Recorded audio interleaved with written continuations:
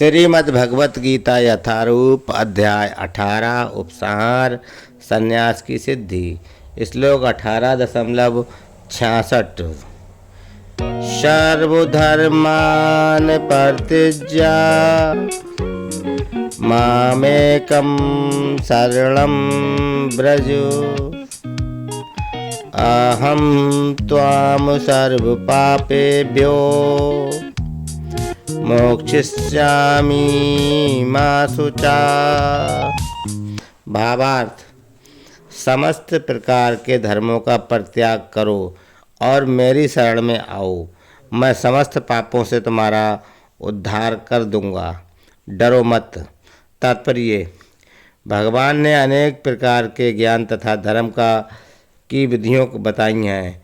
परब्रह्मा का ज्ञान, परमात्मा का ज्ञान, अनेक प्रकार के आश्रमों तथा वर्णों का ज्ञान, संन्यास का ज्ञान, अनासक्ति, इंद्रिय तथा मन का संयम, ध्यान आदि का ज्ञान।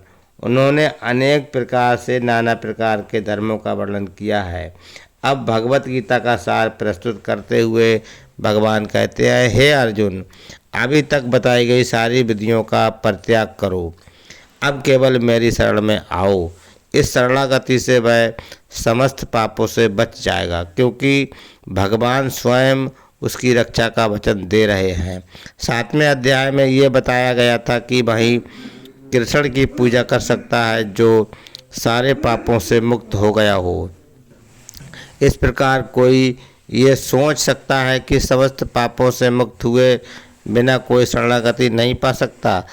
ऐसे संदेह के लिए वहाँ ये कहा गया है कि कोई समस्त पापों से मुक्त ना हो, ना भी हो तो केवल श्री कृष्ण के शरणागत होने पर स्वतः मुक्त कर दिया जाता है। पापों से मुक्त होने के लिए कठोर प्रयास करने की कोई आवश्यकता नहीं है। मनुष्य को बिना झिझक के कृष्ण को समस्त जीवों के रक्षक के रूप में स्वीकार कर लेना चाहिए। उसे चाहिए कि श्रद्धा तथा प्रेम से उनकी शरण ग्रहण करे। हरि भक्ति विलास में 11.676 कृष्ण की शरण ग्रहण करने की विधि का वर्णन हुआ है। अनुकूलस्य संकल्पा प्रतिकूलस्य वर्जनम रक्षिष्यतीत विश्वासो गोपत्रत्वे वर्णम तथा आत्मनिक्षेपो कर्मणे षट्विधा शरणागति। भक्ति योग के अनुसार मनुष्य को वही धर्म स्वीकार करना चाहिए जिससे अंततः भगवत भक्ति हो सके। समाज में अपनी स्थिति के अनुसार कोई एक विशेष कर्म कर सकता है, लेकिन यदि अपना कर्म करने से कोई कृष्ण भावना अमृत तक नहीं पहुंच पाता तो उसके सारे कार्यकलाप व्यर्थ हो जाते हैं। जिस कर्म से कृष्ण भावना अमृत की पूर्ण अवस्था न प्राप्त हो सके उससे बचना चाहिए। मनुष्य को विश्वास होना चाहिए कि कृष्ण समस्त परिस्थितियों में उसकी सभी कठिनाइयों से रक्षा करेंगे।